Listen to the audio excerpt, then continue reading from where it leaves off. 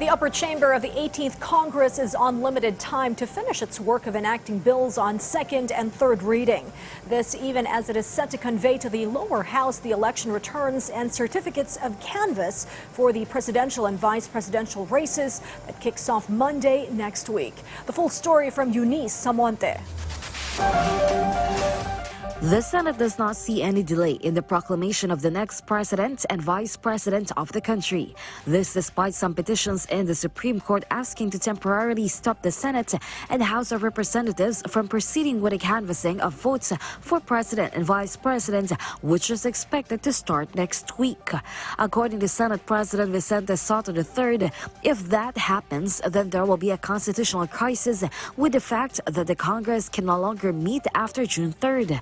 There cannot be any holdover, nor there can be no president on June 30. Senate Minority Leader Franklin Drilon thinks the petitions will not prosper versus the incoming president.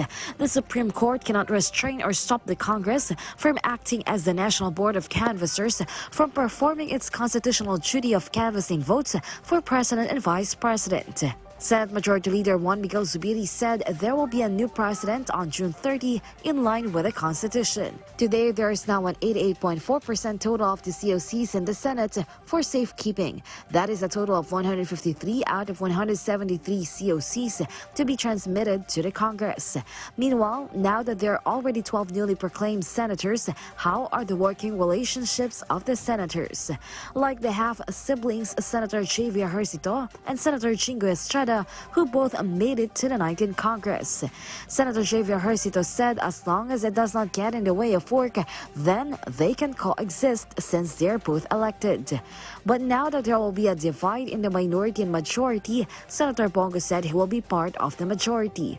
Most likely, nasa majority naman po ako. At kung sino po yung makapagpapatuloy ng mga programa ni Pangulong Duterte, yun po ang aking susuportahan na majority o grupo po. Kung sino yung makakapagpatuloy ng mga programang nakakatulong sa mga mahirap. While Senator Coco Pimentel is a sure part of the minority. So structurally, we must have a real minority group in the Senate to check on the majority kasi ano na yan tyranny of numbers yan . The talks on the next Senate President is still ongoing. Eunice Samonte for The Nation.